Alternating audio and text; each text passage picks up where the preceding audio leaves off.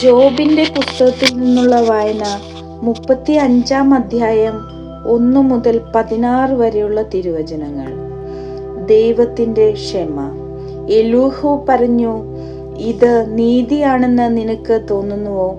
ദൈവത്തിന്റെ മുൻപാകെ നിഷ്കളങ്കനാണെന്ന് നിനക്ക് പറയാൻ കഴിയുമോ? എനിക്ക് എന്തു ഗുണം?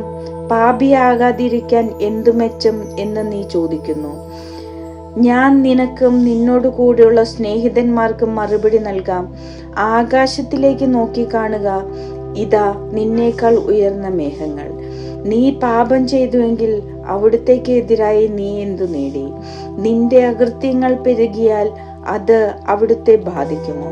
നീ നീതിമാനാണെങ്കിൽ അവിടുത്തേക്ക് എന്തു കൊടുക്കുന്നു? അല്ലെങ്കിൽ നിന്നിൽ നിന്ന് അവിടുന്ന് എന്തു സ്വീകരിക്കുന്നു? നിന്റെ ദുഷ്ടത നിന്നെ പോലെ ഒരുവനെ സ്പർശിക്കുന്നു, നിന്റെ നീതിയും അങ്ങനെ തന്നെ. മർദ്ദനങ്ങളുടെ ആധിക്യം നിമിത്തം മനുഷ്യർ നിലവിളിക്കുന്നു, ശക്തരുടെ കരം നിമിത്തം അവർ സഹായത്തിനു വേണ്ടി മുറവിളി കൂട്ടുന്നു. മർദ്ദനങ്ങളുടെ ആധിക്യം നിമിത്തം മനുഷ്യർ നിലവിളിക്കുന്നു, ശക്തരുടെ കരം നിമിത്തം അവർ സഹായത്തിനു വേണ്ടി മുറവിളി കൂട്ടുന്നു.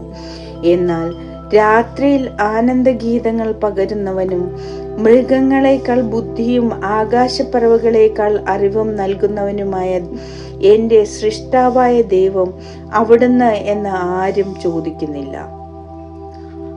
അവിടെ അവർ നിലവിളിക്കുന്നു, എന്നാൽ ദുഷ്ടരുടെ അഹങ്കാരം നിമിത്തം അവിടുന്ന് ഉത്തരം നൽകുന്നില്ല. തീർച്ചയായും പൊള്ളയായ നിലവിളി ദൈവം ശ്രവിക്കുകയില്ല, സർവശക്തൻ അത് പരിഗണിക്കുകയുമില്ല. നീ അവിടുത്തെ കാണുന്നില്ലെന്നും നിന്റെ പരാതികൾ അവിടുത്തെ മുൻപിലാണെന്നും നീ അവിടുത്തെ കാത്തിരിക്കുകയാണെന്നും പറയുമ്പോൾ ആ പരിഗണന കുറവായിരിക്കും. ഇപ്പോൾ അവിടുത്തെ കോപം ശിക്ഷ നൽകാത്തത് കൊണ്ടും അവിടുന്ന് പാപം അധികം ശ്രദ്ധിക്കാത്തത് കൊണ്ടും ജോബ് പൊള്ളവാക്കുകൾ ഉയർക്കുന്നു, അർത്ഥമില്ലാതെ വാക്കുകൾ ചൊരിയുന്നു.